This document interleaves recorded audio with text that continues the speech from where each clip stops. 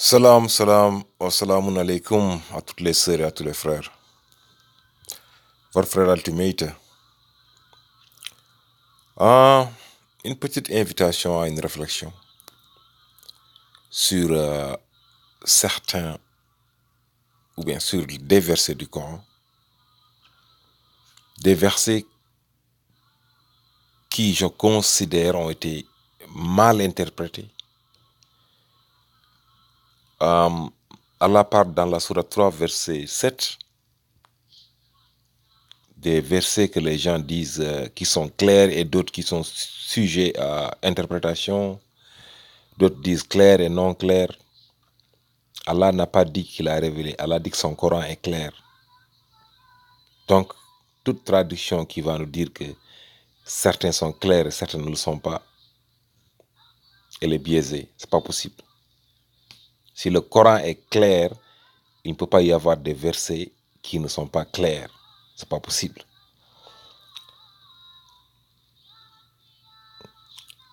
Et là, j'invite, on va parler de 4 ou 5 versets ici.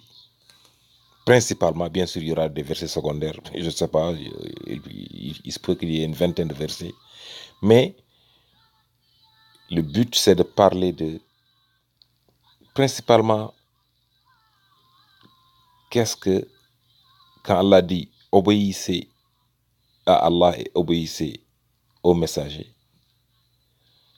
Ou lorsqu'Allah dit, tout ce qu'il dit, c'est du wahi, c'est une révélation from Allah. Ou bien lorsqu'Allah dit, tout ce qu'il vous donne, prenez, et tout ce qu'il vous interdit, abstenez-vous. Des versets du genre qui ont été, à mon sens, très mal interprétés et qui ont été à la cause, ou qui ont été la cause du malentendu qu'il y a entre musulmans, entre soumis. Nous sommes tous censés suivre le seul et même Coran. Ne serait-ce que les différences d'interprétation font que nous suivons tous différents Corans. Ne serait-ce que parce que nous tous voyons le Coran d'une certaine manière, nous admettons nous-mêmes, au-delà de dire que Rachad a fait ceci, au-delà du fait que le Hafs et le Warsh sont différents, au-delà de ça, même pour ceux qui suivent le Warsh, ils le voient différemment. Certains versets, bien sûr. Et ceux qui suivent le Hafs font de même. Donc il y a un problème. C'est un Coran qui est envoyé à l'humanité, à la terre entière, génération après génération.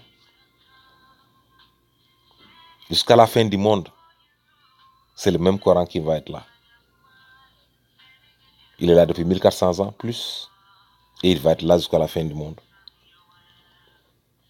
Et nous nous battons, nous nous insultons, nous nous crions dessus. Parce qu'effectivement, chacun veut se conforter, chacun veut se sentir à l'aise. Et la seule manière de se sentir à l'aise, curieusement, c'est de voir l'autre mal à l'aise. Non, c'est pas seulement qu'on se sente à l'aise. Tant qu'on voit l'autre, il est bien à l'aise, on commence à dire des choses. Oui, que vous êtes trop hautain, que vous êtes trop confident, que vous êtes trop ceci. On va revenir sur ces versets-là pour réfléchir ensemble. En tout cas, c'est une proposition de réflexion. Je vais donner mon avis, bien sûr, sur ces versets-là. On va commencer par le premier, celui qui dit « Obéissez à Allah et obéissez au messager ». Et on verra les versets suivants, Inch'Allah Rabbi. Et puis on verra si le Coran il est détaillé ou il n'est pas détaillé, s'il est clair ou s'il n'est pas clair, s'il y a des doutes par rapport au Coran ou s'il n'y a pas de doute par rapport au Coran. Beaucoup de gens me citent, oh oui, Ultimate, Allah dit que le Coran, c'est un Coran sur lequel il n'y a pas de doute. S'il n'y a pas de doute, pourquoi il y a différentes interprétations? S'il n'y a pas de doute, pourquoi il y a différentes charia à travers le monde? Il y a différentes compréhensions du Coran. S'il n'y a pas de doute, pourquoi il y a des sunnis et des chiites, et des Corans seuls, et des coranistes, et des ahmadis, des mourides, des tijanes, tout ça là, c'est quoi? Nous en avons fait un Coran avec des doutes. Bien sûr qu'il n'y a pas de doute en principe. Mais nous, humains, avons fait du Coran, avons créé le doute dans le Coran, alors qu'il n'y a pas de doute dans le Coran. Donc s'il y a quelqu'un pour réfléchir, c'est le temps de réfléchir. Il n'y a pas de temps. On meurt toutes les secondes. Tous les jours, vous voyez à la télé, à la radio, partout, des gens meurent. Nous mourrons tous. Tous. Peut-être que je ne terminerai pas cette vidéo-là. Si j'ai de la chance, je vais la terminer. Et là, si vous l'écoutez, c'est que je suis encore vivant. Amen, c'est que au moins je l'ai fait. Donc pendant que vous l'écoutiez, que Ultimate pourrait être parti. Nous devons tous être prêts à ça. Est-ce que nous sommes prêts pour demain? Est-ce que nous sommes prêts pour le jugement dernier? On va voir les versets. Alors, on va commencer par le verset 100 de la sourate 10. Allah dit qu'il n'appartient nullement à une âme de croire si ce n'est avec la permission d'Allah lui-même. Et il voue un châtiment à ceux qui ne raisonnent pas. Aucune âme ne peut croire excepté conformément à la volonté d'Allah. Car il place une malédiction sur les âmes qui refusent de comprendre, sur celles qui refusent de comprendre. Donc c'est une invitation au raisonnement, c'est une invitation à la réflexion, c'est une invitation à utiliser notre cervelle. 17:36. Et ne poursuis pas ce dont tu n'as aucune connaissance. Lui, la vue et le cœur, sur tout ça en vérité, on sera interrogé. Tu n'accepteras aucune information à moins que tu la vérifies par toi-même. Je t'ai donné lui, la vue et le cerveau, et tu en es responsable, ou bien tu es responsable d'en faire usage. Allah nous invite à utiliser notre cerveau, notre cervelle, de réfléchir. 16:89. Et le jour où, dans chaque communauté, nous susciterons parmi eux-mêmes un témoin contre eux, et nous t'amènerons comme témoin contre ceux-ci. Et nous avons fait descendre sur toi, Mohammed, bien sûr, le livre, comme un exposé explicite de toutes choses. Quoi? Le Coran est un exposé explicite. Si le Coran est un exposé explicite, est-ce que le Coran a besoin, est-ce qu'on a besoin d'expliciter ce qui est explicite déjà? Si le Coran, réfléchissez, mes frères et sœurs, si Allah dit que le Coran est explicite, le Coran est un exposé explicite de toutes choses, ainsi qu'un guide, une grâce et une bonne annonce aux musulmans, aux soumis. Est-ce que le Coran a encore besoin d'être explicité? Je vous parle là. Vous m'écoutez là. Je fais une vidéo. Je vais la mettre sur YouTube, vous allez l'écouter. Est-ce que vous avez besoin de quelqu'un pour interpréter pour vous ce dont je suis en train de dire là? Non. Et pourquoi devrions-nous avoir quelqu'un pour nous interpréter ce que Allah a envoyé universellement, sachant que la personne qu'il a envoyé va mourir au bout de 63 ans et que le monde va être là pendant des milliers d'années?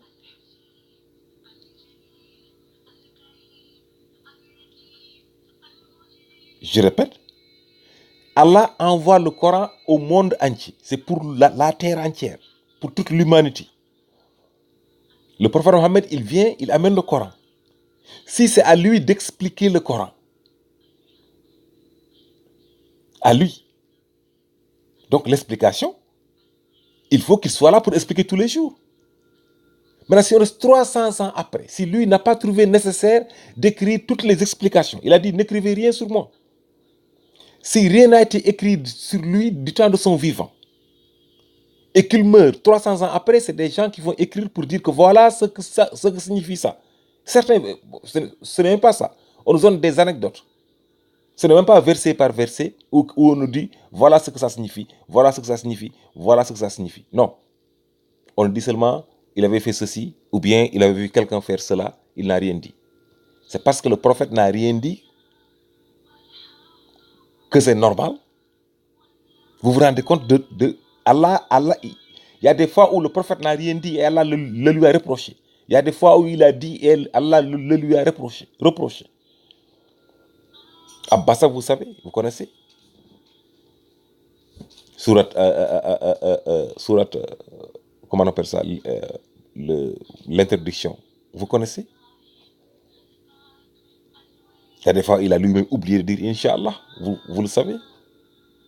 Et c'est à lui de nous expliquer ici, maintenant, comment. Donc, Allah n'est pas en mesure d'expliquer. Si Allah dit que Summa inna alayna bayana, c'est moi qui explique le Coran. Si Allah dit Ar-Rahman allama al-Quran, c'est moi qui enseigne le Coran. C'est le seul livre au monde. C'est le seul dont la compréhension dépend de l'auteur. Il n'y en a aucun autre livre. Allah dit que ce livre-là, on va le voir. Ramadan est le mois durant lequel le Coran a été révélé, pourvoyant les gens de guidance, d'enseignement clair et du code des lois. D'enseignement clair et du code des lois. Ceux d'entre vous qui témoignent de ce mois jeûneront. On parle de jeûne. Donc, d'enseignement clair et de code des lois. Si le Coran est d'enseignement clair, si le Coran est un exposé clair, venant d'Allah, c'est Allah qui le dit. Et nous, on dit que non, c'est à Mohammed, au prophète Mohammed de le clarifier. Vous savez ce que nous sommes tous d'accord qu'on ne peut pas associer Allah, n'est-ce pas? Nous sommes unanimement d'accord. Maintenant, imaginez, créons une société à capital, je ne sais pas, une société avec 1 million d'actions. Que quelqu'un, que Walter ait 999 999 actions. Que moi j'en ai une seule action. Qu'est-ce qu'on devient? Des partenaires associés. Si on donne, si on enlève le rôle de Mohammed que d'être un serviteur d'Allah, comme Jésus l'a été, comme Moïse l'a été, comme tous les prophètes l'ont été. Inni abadullahi atani al-kitaba wa ja'alani nabiyya. Inni abadullahi, je suis le serviteur d'Allah. Ce sont tous des serviteurs d'Allah, ce ne sont pas des partenaires d'Allah. Et alors, si Allah a besoin de l'un d'entre eux, soit pour éclairer son Coran, soit pour compléter son Coran, alors ils deviennent partenaires. S'ils mettent quelque chose dans le bol, s'ils contribuent à la dépense, alors ils deviennent des partenaires. Non, c'est des serviteurs. Ce ne sont pas des partenaires d'Allah, c'est des serviteurs d'Allah. Allah les a envoyés pour convoyer un message. Point. Pas des partenaires. Ils n'ont aucun penny dans le capital de la société.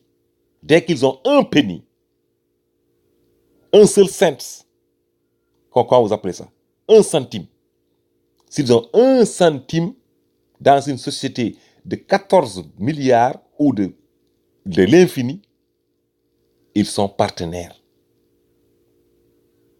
On ne peut pas faire des messagers des partenaires. Ô les croyants, obéissez à Allah et obéissez aux messagers et à ceux d'entre vous qui détiennent le commandement. Maintenant, ici, on dit que obéissez à Allah, c'est le Coran. Obéissez aux messagers, c'est le hadith, la sunna. Et alors, et ceux qui détiennent le commandement alors, vous ne voyez pas que on ne peut pas obéir à Allah si on n'obéit pas au messager? Est-ce qu'on réfléchit là? Allah ne nous parle pas directement, lui de lui, à nous. Non. Allah passe par le messager pour nous parler. Pourquoi il dit dit au messager? Dit. Et il dit.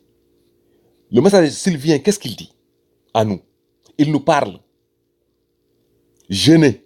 Allah dit, Allah dit, jeûnez du du lever au coucher du soleil. Exemple. Il dit jeûner au lever du lever au coucher du soleil. Alors, on doit obéir au messager pour obéir à Allah. Mais c'est pas compliqué, est-ce qu'on réfléchit? On doit obéir au messager pour obéir à Allah. Allah ne nous parle pas directement. C'est pas possible. C'est pas possible.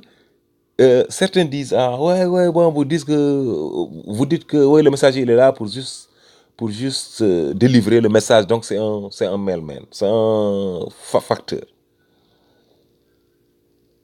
Est-ce que le facteur a le droit d'ouvrir la lettre? Non. Est-ce que la lettre concerne le facteur? Non. Cette lettre, elle concerne le facteur. Cette lettre, elle est écrite au facteur et au destinataire. Il est destinataire en même temps. Donc cette lettre, il faut que le facteur l'ouvre d'abord.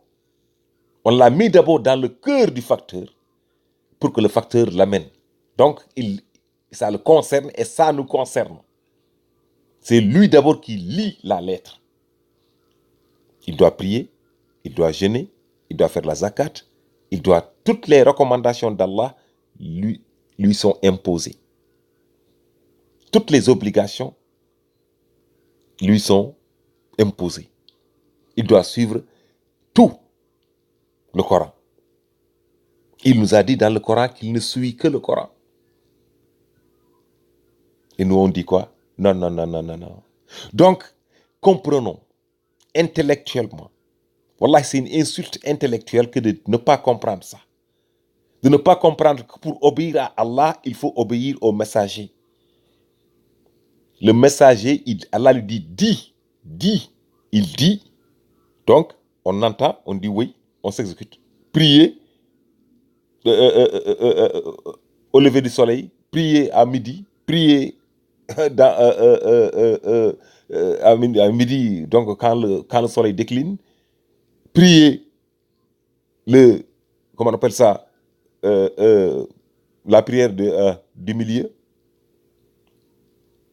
prier, donc ça le wusta, prier Maghrib, prier Isha, et on le fait.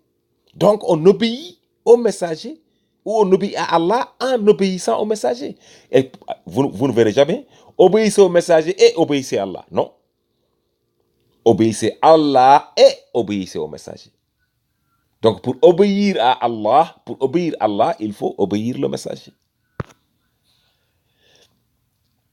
Voilà le verset encore qu'on a détourné. Wama yantigu anil hawa. Il ne prononce rien sous l'effet de la pression. Il ne parlerait pas non plus par désir personnel. Il ne parle pas de son propre désir. Ce n'est rien d'autre qu'une révélation inspirée. C'est une inspiration divine. Donc ici, les gens ont interprété, ils disent seulement que tout ce qu'il dit, c'est une révélation. C'est ça l'interprétation des sunnites et des chiites. Tout ce que le prophète dit, c'est une révélation. Mais vous vous rendez compte de ce que vous êtes en train de dire là? Est-ce que vous pensez que tout ce que le prophète a dit pendant ces 23 ans de rôle de messager et de statut de prophète, vous savez combien de mots sont sortis de sa bouche? Combien de livres ça allait faire là? Combien de Corans? On parle bien de Coran ici. Quand il dit inspiré, révélation, on parle bien de Coran. Donc s'il dit, hey, viens ici, il va au marché, il achète des livres, révélation. Il va au marché, il achète du poisson, révélation. Il discute avec son voisin, révélation. Il parle à sa femme, révélation. N'est-ce pas? Il parle à des étrangers, révélation. La guerre, oh, allez-y par là, arme à droite, poussez par là, allez à gauche, allez à droite, révélation. Vous vous rendez compte? Vous vous rendez compte que vous êtes en train de faire alors que c'est pas ça. La révélation, c'est quoi? C'est le Coran.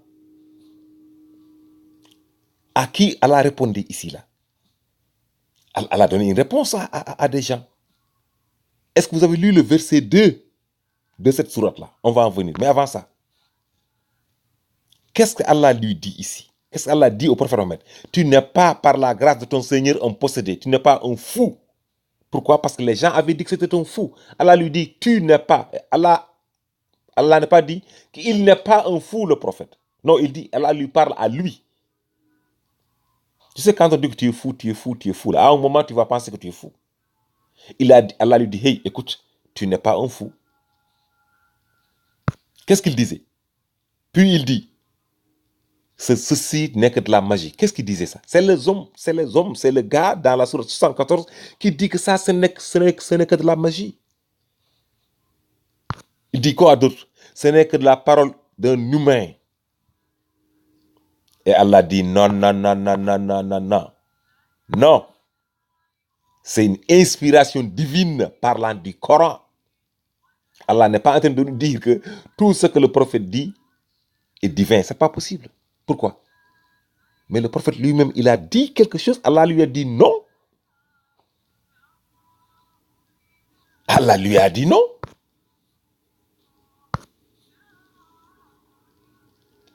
« 53.2. Juste avant, là où vous dites que tout ce qu'il dit, c'est de la révélation. Allah dit, votre compagnon ne s'est pas égaré et n'a pas été induit en erreur.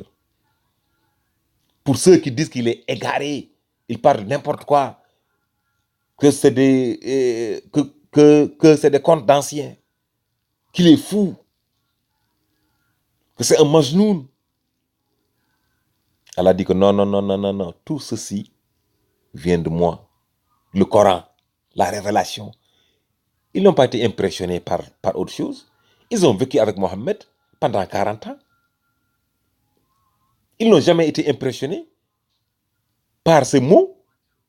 C'est maintenant qu'ils sont... Donc, ils parlent de la nouveauté, là.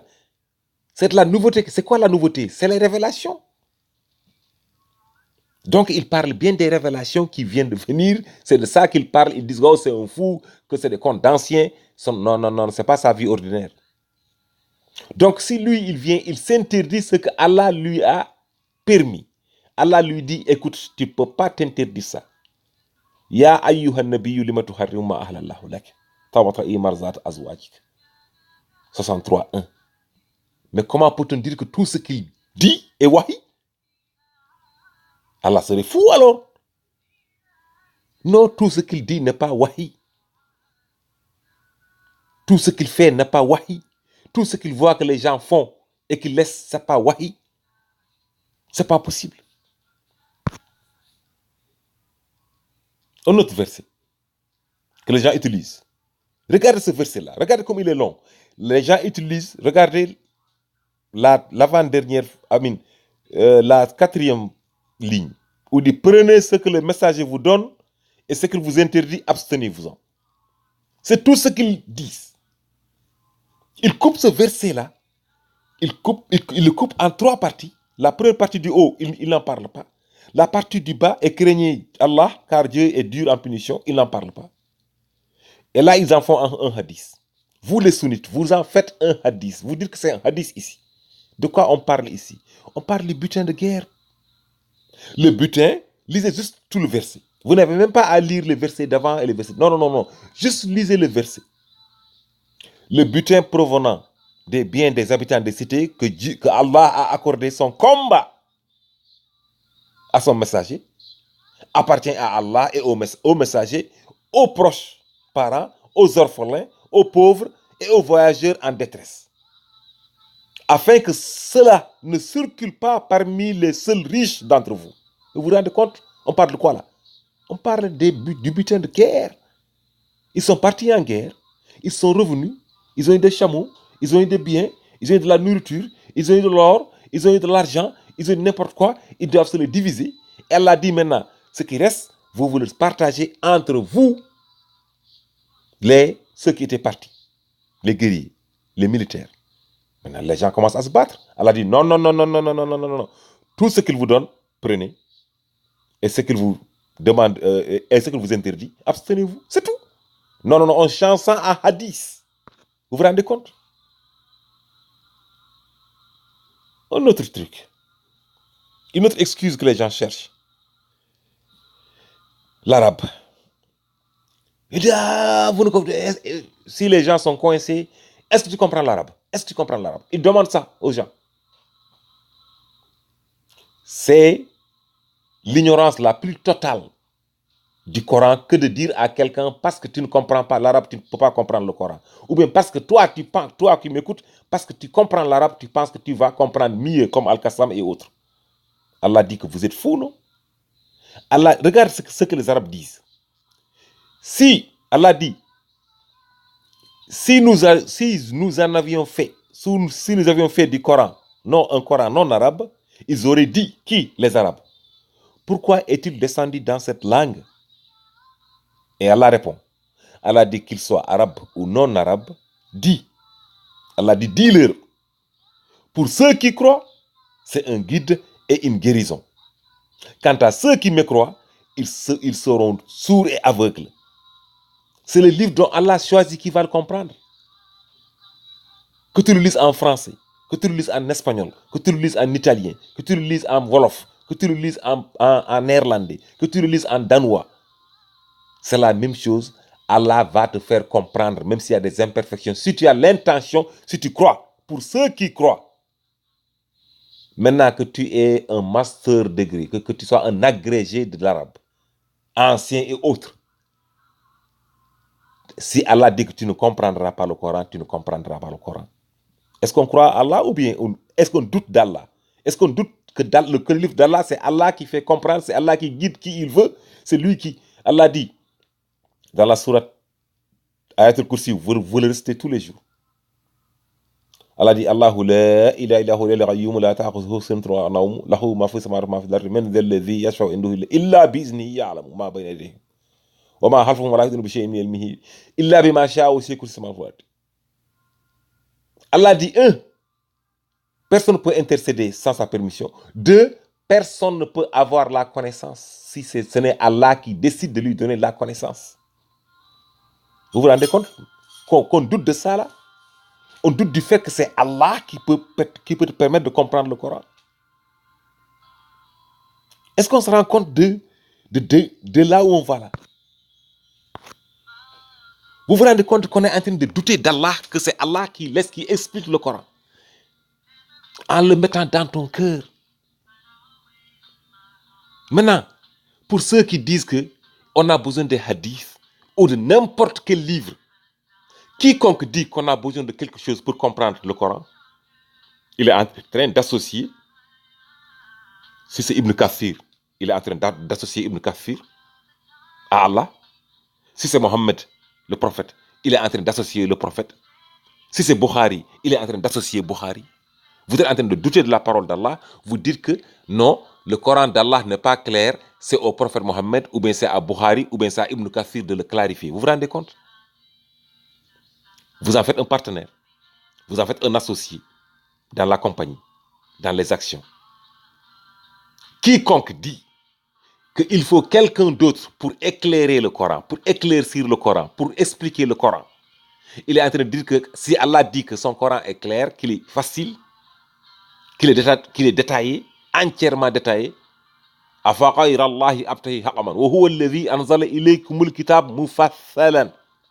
détaillé, on est en train de nier ça. Donc, on est en train de dire que quiconque explique le Coran et qui dit que voilà, et qu'on accepte, qu'on dit voilà, oui, c'est lui qui a expliqué. C'est pas Allah. Il devient associé d'Allah. Il devient partenaire. Même si c'est 0,0001%, il est devenu partenaire vous en faites un associé dans la société d'Allah. Le capital d'Allah, personne ne peut investir dans cette société-là au point de vue action. Ce n'est pas possible. Les actions sont exclusivement réservées à Allah. Ce n'est pas France Télécom, ce n'est pas Sofrecom, ce n'est pas Bouygues. Non. Cela, c'est l'islam.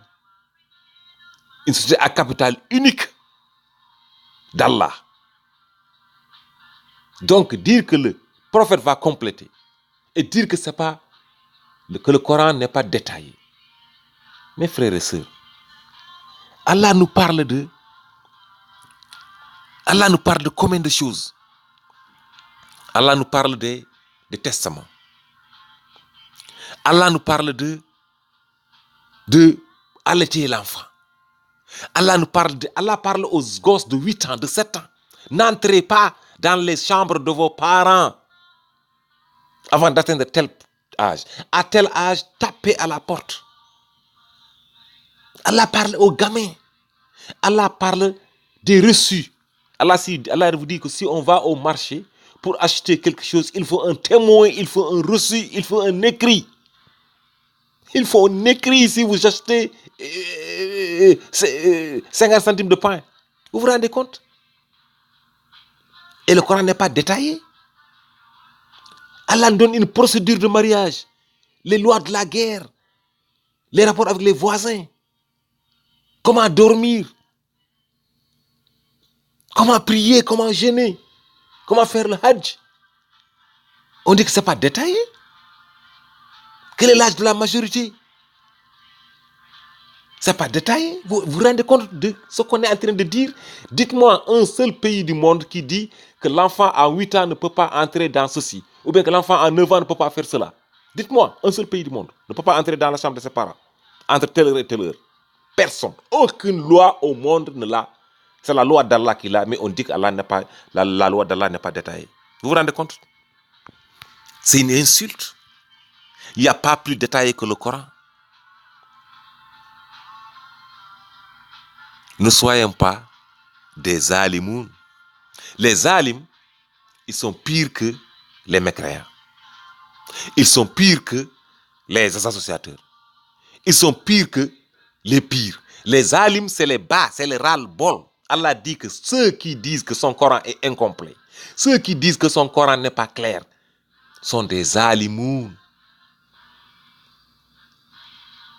Ne soyons pas des zalimoun. Réfléchissons, s'il vous plaît. Qu'Allah nous guide. S'il vous plaît, réfléchissez par rapport à ces versets-là. Le prophète Mohammed, il nous a amené le Coran. C'est Allah qui explique le Coran. C'est Allah qui l'explique, c'est clair. Il n'y a pas autre moyen. Le prophète, il n'est pas là. Et il n'a rien écrit. Écoutez, le prophète qui dit, n'écrivez rien sur moi, sinon ça pouvait être confondu au Coran, dans vos hadiths. Alors, ça doit être wahi alors. Donc, c'est du Coran. Parce que tout wahi est dans le Coran. Le prophète qui demande à Omar, le prophète qui donne une stratégie de guerre, et Omar lui dit, écoute, est-ce que c'est un wahi ou c'est pas un wahi? Regardez ça. Vous avez la preuve que tout ce qu'il dit n'est pas un wahi. Dans vos propres livres. Omar ibn al-Khattab lui demande, quand le prophète dit, ok, ils avaient une guerre, il donne une stratégie. Omar lui dit, est-ce que c'est un wahi ou c'est pas un wahi? Si ça vient de Dieu, je n'ai rien à dire. Si ça vient de toi, j'ai une observation. Il dit non, ça vient de moi. Il dit dans ce cas, j'ai une observation. Dans vos propres livres, dans votre Sahih Muslim et Bukhari. Et vous dites que tout ce qu'il dit, c'est un wahi. Alors que dans vos propres livres, tout ce qu'il dit n'est pas wahi. Un autre truc à propos de l'arabe. J'ai une question à vous poser. Un chrétien ou un athée, il lit le Coran en français, ou en anglais, ou en italien, ou en allemand, ou en hollandais. Il le comprend. Il décide de se soumettre à Allah. Il décide de se revertir, de se convertir à l'islam, de devenir un musulman. Il vient à la mosquée. Il dit, ok, j'ai lu le Coran. J'ai compris que c'est la vérité. J'ai lu le Coran, j'ai lu la Bible, j'ai lu ceci, j'ai lu ça. Donc j'ai compris que c'est le Coran, la vraie parole d'Allah. Et là, je veux me soumettre à Allah, je veux me convertir à l'islam. On dit Alhamdulillah, on pose des questions, qu'est-ce que tu as lu? Oui, j'ai lu ce verset-là, j'ai ce verset-là. Wallah, c'est ça, on confirme tout. Non, on devrait dire non, non, non, non, non, non, non, non, non, attends. Est-ce que tu comprends l'arabe? C'est ça la question normalement. Puisque maintenant, si le même gars revient plus tard, il dit que non, non, non, je veux sortir de l'islam, il dit non, non, non, il n'a pas compris l'arabe. Ou bien si le même gars revient et dit non, non, je ne veux plus suivre le hadith, je veux juste suivre le Coran, non, non, tu n'as pas compris. Le gars qui avait compris, vous n'avez jamais douté de lui. Il s'est converti à l'islam, vous êtes d'accord qu'il a compris le Coran. Maintenant seulement qu'il y a un problème, maintenant vous évoquez l'arabe. C'est quoi ça? C'est pas de l'hypocrisie? C'est pire que de l'hypocrisie. Est-ce qu'on réfléchit là? Vous étiez d'accord que le gars a compris, il a lu le Coran dans sa langue maternelle, qui est autre que l'arabe, il a compris, il s'est converti. Vous êtes tous d'accord? Maintenant qu'il veut sortir, ou maintenant qu'il veut devenir coraniste, ou maintenant qu'il veut devenir Shia, ou maintenant qu'il veut devenir Ahmadi, ou maintenant... Vous dites non, non, non, non, non, t'as pas compris. Vous êtes sérieux là? Est-ce que vous lui avez demandé, est-ce qu'il comprenait l'arabe au début, quand il s'est converti là? Non, non, non, attends, tu ne peux pas te convertir là. Parce que tu n'as pas compris. Pour comprendre le Coran, il faut comprendre l'arabe. Vous n'avez jamais dit ça. On n'a jamais dit à quelqu'un qui a lu le Coran dans sa langue, qui n'est pas l'arabe, qui vient se convertir, que non, tu n'as pas compris parce qu'il faut comprendre l'arabe pour comprendre le Coran. Maintenant seulement qu'il veut sortir, maintenant seulement qu'il veut devenir autre chose que ce que vous êtes, il veut être un Shia ou un Sunni ou un coraniste ou un truc, on dit que non, tu n'as pas compris. C'est pas sérieux. C'est de la malhonnêteté, c'est une insulte intellectuelle. Alors réfléchissons, s'il vous plaît. La vidéo est longue, encore une fois. Je m'en excuse. Qu'Allah nous préserve, qu'Allah nous guide, qu'Allah nous montre le chemin. Comprenez ce que c'est que suivre Allah, obéissez à Allah et obéissez au Coran. Comprenez ce que c'est que le butin de guerre. Comprenez ce que c'est que la langue.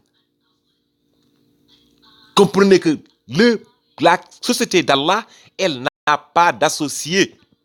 Les actions, elles sont exclusives à Allah. Les autres sont des serviteurs d'Allah. Tous les messagers. Et le même verset. J'ai oublié le verset. Mais vous allez, ce verset-là, celui-là, ce 52, 53, celui-là, c'est une inspiration divine. Là. Il ne parle pas d'eux-mêmes. Là. Il existe dans la sourate Anbiya. Sourate 21, allez au verset... Allons-y. Allons-y là-bas. On finit par ça. Voilà, ici, c'est la sourate 21, verset... Il parle ici de tous les messagers. Pourtant, ils ont dit, le tout miséricordieux a engendré un fils. Gloire à lui. Allah dit, tous les messagers sont ses serviteurs honorés. Il répond aux gens qui disent que Jésus est un fils de Dieu. Allah leur dit, tous les messagers sont ses serviteurs, non pas ses associés. C'est Abdullah. C'est Abdul. Regarde ce qu'Allah dit le verset 27. Ils ne parlent jamais de leur propre initiative. Même chose à la sourate 53. Donc si vous dites que tout ce que le prophète Mohammed dit, là, d'après ce verset 27 là, ils ne parlent jamais de leur propre initiative, ils suivent strictement ses ordres, les ordres d'Allah. Le même exact verset qui est dans la sourate 53, qu'on vient de lire là. Qu'il ne parle pas de sa propre initiative. Ils suivent strictement les ordres d'Allah, donc ça vient d'Allah. Donc pourquoi alors vous rejetez les Talmuds alors? Si vous acceptez les hadiths, il faut alors amener en plus de tous les livres des messagers qu'ils ont amenés, la Bible avec ses hadiths, la Torah avec ses hadiths. Vous vous rendez compte? Vous vous rendez compte? Mais soyez conséquents. Le hadith va nous détruire, mes amis. Je m'excuse pour la durée de la vidéo. Que la paix soit avec sur nous. Salamun alaikum wa rahmatullah ta'ala wa barakatuh. Qu'Allah nous guide.